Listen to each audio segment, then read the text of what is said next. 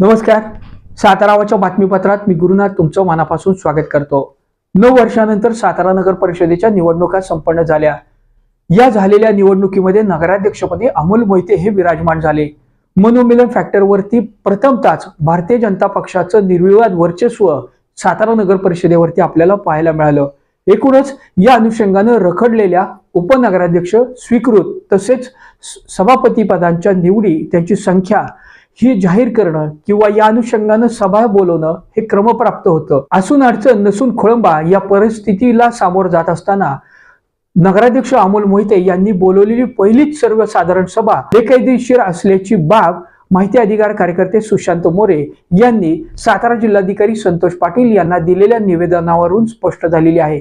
आता या संदर्भात सातारा जिल्हाधिकारी संतोष पाटील नेमकी काय भूमिका घेणार, खरंच ही सभा बेकायदेशीर आहे का याची चाचपणी कोण करणार, असे अनेक प्रश्न आता सातारा पालिका वर्तुळात तसेच सातारा शहरवासियांमध्ये चर्चेला जात आहे. यामुळं पालिका वर्तुळात एकच खळबळ उडालेली आहे.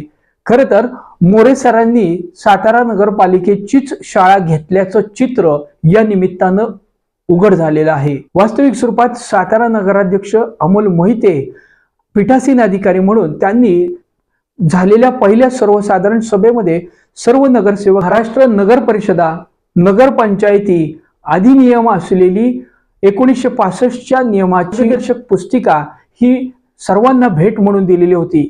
याचं कारणच होतं की नगर परिषदेच्या कामकाजाची ओळख, यातील कायदे, 1965चा जो नियमन करणारा मार्गदर्शक तत्व आहेत याचं पालन व्हायला हवंय.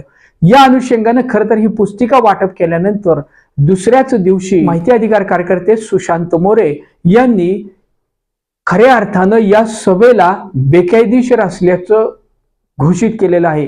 या संदर्भात दिलेल्या निवेदनामुळं नक्कीच आता पुढे काय होणार, सुशांत मोरे यांनी नेमकं काय म्हणाले आहेत ते आता आपण पाहूया. नमस्कार, मी सुशांत मोरे, माहिती अधिकार कार्यकर्ता सातारा शहर नगर परिषद या नगर परिषदेची काल दिनांक 22/1/2026 रोजी झालेली जी उपाध्यक्षपदाची निवडणूक होती किंवा नामनिर्देशन सदस्य जे आहेत, स्वीकृत सदस्य, त्यांच्या निवडीच्या होत्या. त्या निवडीचे जे काही कागदपत्राच्या आधारे निवडणुकीची जी अजेंडा काढलेला होता तो अजेंडा हा बेकायदेशीर आहे. महाराष्ट्र नगर परिषद अधिनियम 1965चे कलम 51 आणि 51(1)(अ) आणि 9 या नियमाचे उल्लंघन करणार आहे. त्यामुळं काल झालेली जी सभा आहे ती बेकायदेशीर आहे.